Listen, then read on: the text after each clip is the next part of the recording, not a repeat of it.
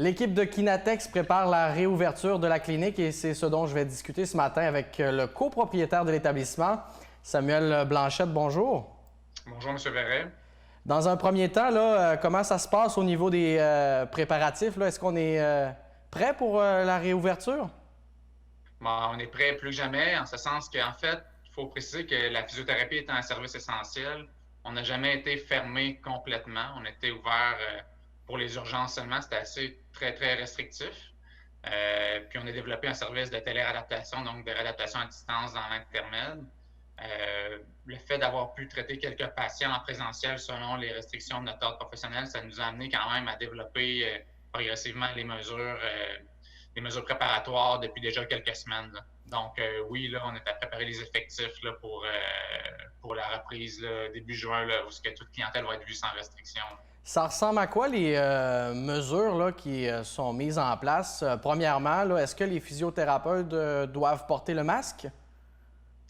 Le masque, entre autres choses, parce que c'est quand même le domaine des soins, là, que ce soit physiothérapie, massothérapie ou même en coiffure, tout ça, la distanciation entre le thérapeute puis l'usager, on s'entend que la proximité est inévitable.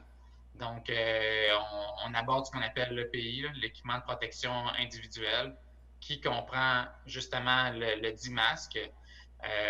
Par la suite, lorsqu'on traite la zone respiratoire, donc le cou, le visage, puis tout ça, il faut absolument porter une visière, protection oculaire pour tous les thérapeutes. Par la suite, si on traite d'autres régions du corps, il faut quand même avoir des lunettes, une autre protection oculaire, mais pas la visière complète. Le port du sarrau est obligatoire aussi. Donc, vraiment un équipement de protection complet qui va protéger le thérapeute et l'usager à ce moment-là.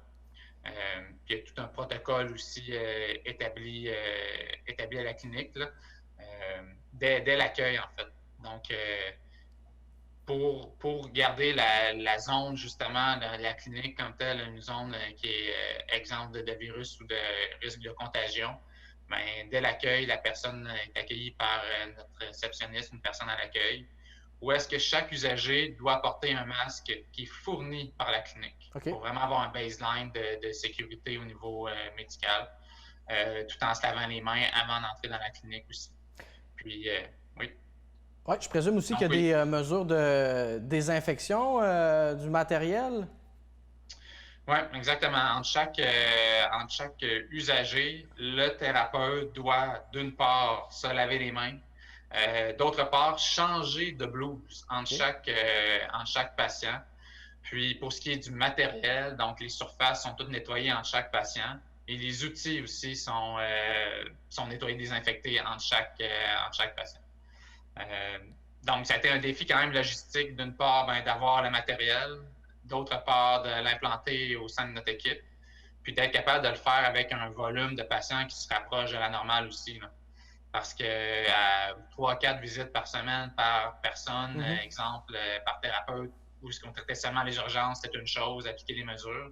Mais maintenant, d'être rigoureux, d'être bien organisé, puis de le faire à un volume qui est plus près de la normale, de ce qu'on avait avant la crise du COVID, mais c'est là le défi logistique. Puis on est motivé, on est prêt pour aller de l'avant avec ça. Ouais. Puis justement, à ce niveau-là, toutes ces nouvelles mesures-là, est-ce que ça va venir un peu ralentir la cadence habituelle à la clinique?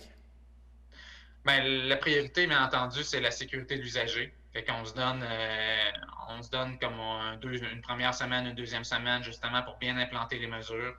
Puis tranquillement, avec l'efficience, bien, le volume va venir par la suite. Mais ça aurait été ridicule de faire l'inverse, d'aller chercher une quantité de personnes puis de contraindre la qualité et la protection par la suite. Moi, je pense comme profession, comme professionnel de la santé en cabinet privé, chez Kinatex, comme l'ensemble de la profession là, de la physiothérapie, ben veut pas, on est sous la loupe. On fait partie du domaine des soins où est-ce que là, on va vraiment avoir un contact en cabinet privé très privilégié, très près avec l'usager. Donc, c'est pas le temps de cafouiller puis de couper les coins ronds, comme on dit. Là. Vous êtes certainement en communication avec d'autres physiothérapeutes. Est-ce qu'on s'attend à une certaine forme de période d'adaptation au début? Là? Quand on parle d'adaptation, c'est sûr qu'on est rodé depuis déjà quelques semaines. Là. Comme je disais, on n'a jamais été complètement fermé avec certaines restrictions. Mais oui, c'est certain qu'on essaie de prévoir au maximum. Il va y avoir une certaine adaptation, si on veut, mais en gardant l'ordre de priorité qui est, d'une part, la sécurité, par la suite, la qualité des soins. Là. Donc, on n'ira pas compromettre ça, là, assurément. Donc, ouais, on regarde l'avant à ce moment-là. Puis comment ça s'annonce, le retour à la clinique? Est-ce qu'il y a beaucoup de gens là, qui ont pris rendez-vous dans les derniers jours? Ouais, je pense que dans ces temps-ci, depuis les 2 derniers mois, là, le peuple québécois, tout comme les individus, puis à différents niveaux, là, on est plus rapide sur la gâchette au niveau des actualités. Fait que je pense que dans la demi-heure où est-ce que le ministre Legault a annoncé que, que les cliniques de physiothérapie et autres domaines des soins allaient rouvrir en cabinet privé, là, on s'est mis à recevoir beaucoup d'appels.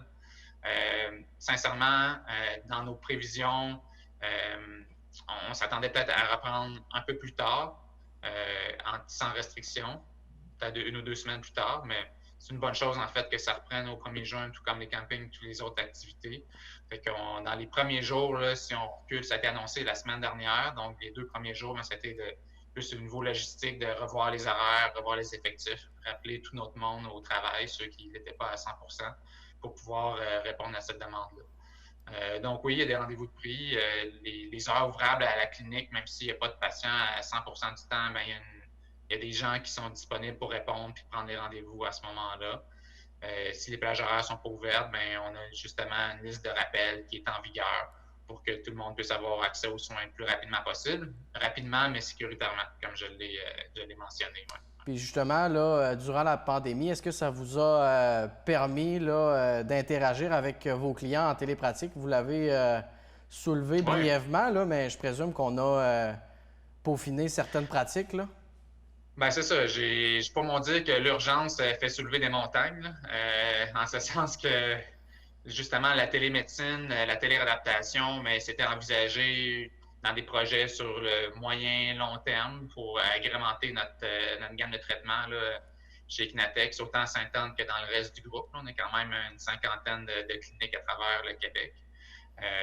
Puis ce qui s'est passé, c'est que pour pouvoir garder un contact avec notre clientèle, parce qu'il y avait réellement un besoin, là, des gens qui, même dans les premières semaines où est-ce qu'on ne pouvait pas nécessairement traiter là, sur place physiquement, où est-ce que le service conseil en télémédecine a été développé là, en l'espace d'1 semaine, puis publicisé, implanté auprès de notre clientèle, là, autant à l'échelle locale ici à Sainte-Anne qu'à l'échelle provinciale.